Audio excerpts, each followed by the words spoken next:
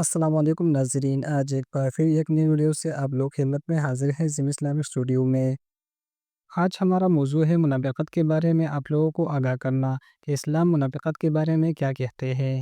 منافقت اسلام میں ایک بہت سنگین اور برا عمل سمجھا جاتا ہے جس میں انسان اپنے دل میں کچھ اور رکھتا ہے اور زبان یا عمل میں کچھ اور ظاہر کرتا ہے۔ اس کی تعریف اس طرح کی جا سکتی ہے کہ انسان ظاہر میں اچھے عمل و ایمانداری یا دینداری کا دعویٰ کرتا ہے، لیکن اندرونی طور پر وہ اس کے خلاف عمل کرتا ہے یا اس کا دل کسی اور چیز کی طرف مائل ہوتا ہے۔ اسلام میں منافقت کے بارے میں قرآن اور حدیث میں واضح ہدایت دی گئی ہے۔ قرآن میں منافقین کے بارے میں کئی مقامات پر ذکر ہے، مثلاً سورۃ البقرہ میں اللہ تعالیٰ منافقین کے بارے میں فرماتے ہیں، اور لوگ ایسے ہیں جو کہتے ہیں ہم ایمان لائے ہیں اللہ اور آخرت کے دن پر، حالانکہ وہ ایمان نہیں لائے۔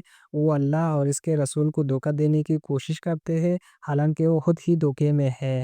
حدیث میں منافقت کے بارے میں ذکر، حضرت محمد صلی اللہ علیہ وآلہ وسلم نے منافقت کے بارے میں فرمایا۔ حضرت ابو ہریرہ رضی اللہ عنہ سے روایت ہے کہ نبی کریم صلی اللہ علیہ وآلہ وسلم نے فرمایا، منافق کے تین نشانیاں ہیں: جب وہ بات کرے تو جھوٹ بولے، جب وہ وعدہ کرے تو وعدہ خلافی کرے، اور جب اسے امانت دی جائے تو خیانت کرے۔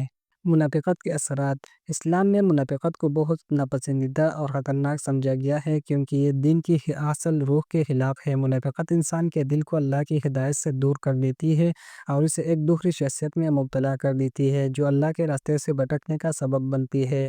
منافقت سے بچنے کی تعلیمات، اسلام میں منافقت سے بچنے کے لیے کئی تدابیر بتائی گئی ہے۔ دل کی صفائی، انسان کو اپنے دل کی صفائی رکھنی چاہیے اور اللہ کی رضا کی کوشش کرنی چاہیے۔ سچائی، ہر حال میں سچ بولنا ضروری ہے، چاہیے وہ اپنے فائدے میں ہو یا نقصان میں۔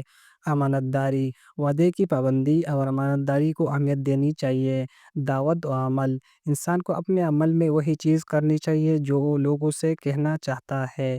منافقت ایک ایسی بیماری ہے جو انسان کو اخلاقی اور روحانی طور پر کمزور کر دیتی ہے، اور اسلام میں اس سے بچنے کی بہت زیادہ تاکید کی گئی ہے تاکہ انسان اللہ کے قریب رہے اور سچا ایمان رکھے۔ اے اللہ ہمیں سچوں میں شامل کر اور ہمیں منافقت اور ریاکاری سے بچا، آمین۔ مزید اسلامک ویڈیو دیکھنے کے لیے ہمارے یوٹیوب چینل کو ضرور سبسکرائب کریں۔